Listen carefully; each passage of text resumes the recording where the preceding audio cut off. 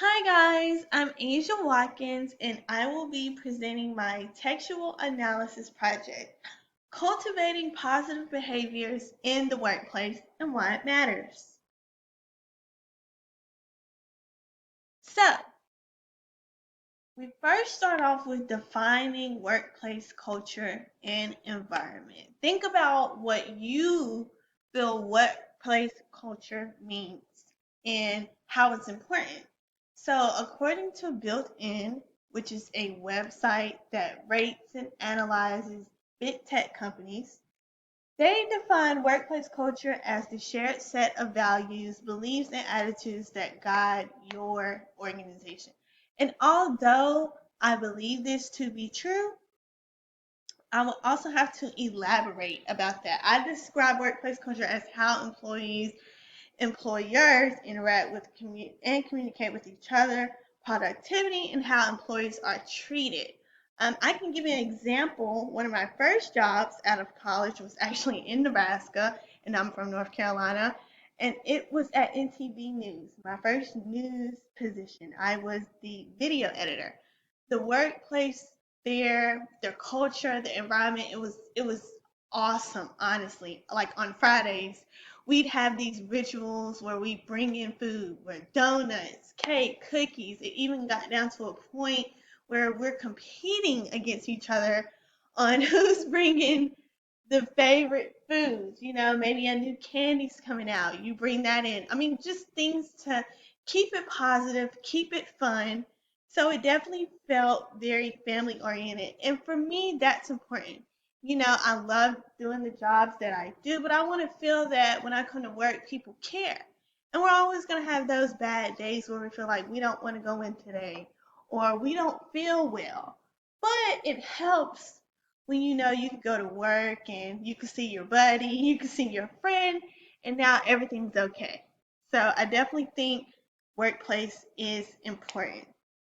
So my text for the analysis is the Google walkouts. Not sure if you guys are all familiar with that, but back in 2018, about 20,000 or more workers from Google walked out of work, just walked out, and the protests were held across the globe. Everywhere there were Google workers just demanding for a change. So let's get into that.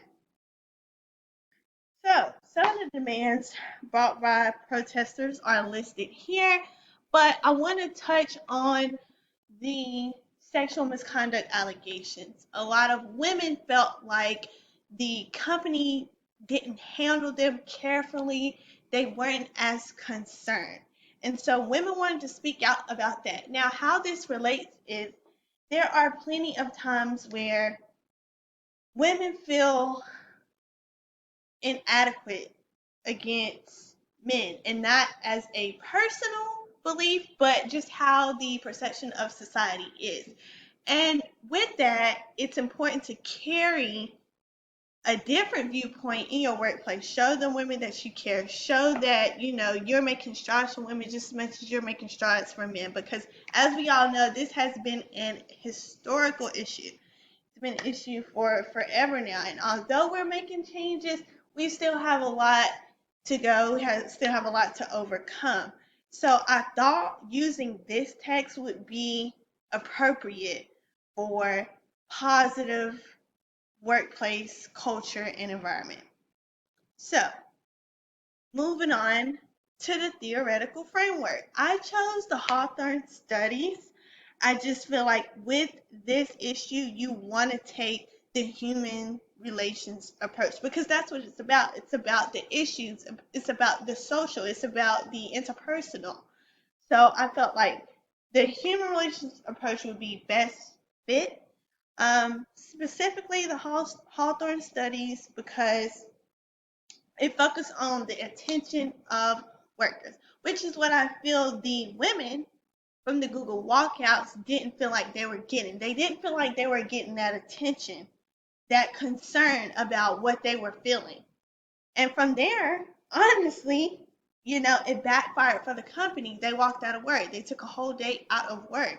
Now all of the walkouts are on the news. That's another thing to shift the brand of the Google. So, also known as the Hawthorne effect, increased attention given to workers equal increased productivity. I find this to definitely be true. When you feel good, you do good, you know? You feel better, you do well. And in the Google walkout example, the protesters simply wanted to have a voice, and that is what the human relations approach is all about. Hearing the needs of your employees, letting them voice their opinions. And Hawthorne studies determined that work performance relies heavily on attention to social issues and job satisfaction. Moving on, methodology. I chose content analysis specifically because there are so many people in different companies.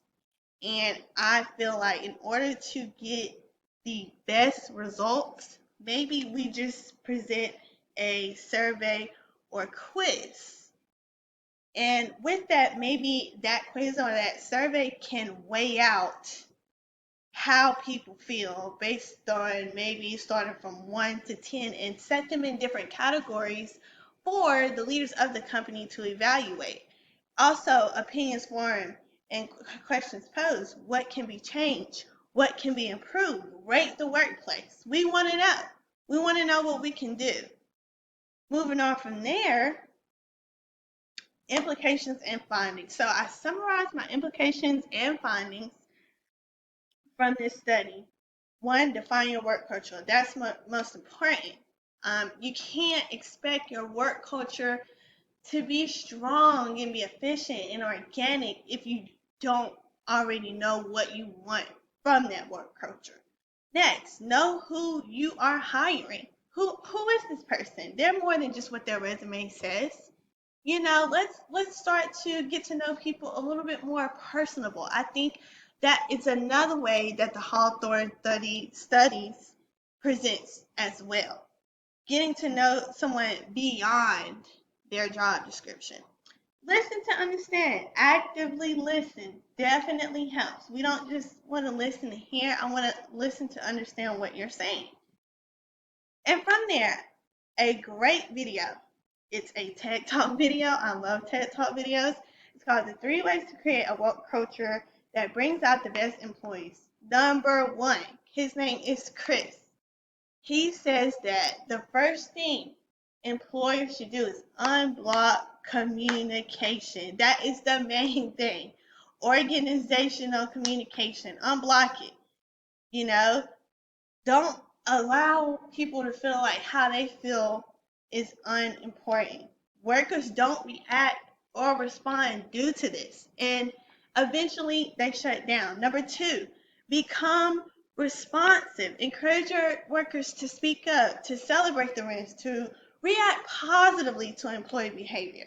So if you see your worker over here in the corner and maybe they look a little down today, respond to that positively, of course, but let's respond. Let's ask questions. Let's just let them know you're concerned. And number 3, Chris says to aim higher. Invite people to come to work as their open, honest, and best self. Not just your work self, your best self. Give your best to this job. I also want to touch on why this is important. Why is this important? Well, if you don't have a positive, strong, organic work culture, work environment, high rates of turnover, people are not going to want to stay.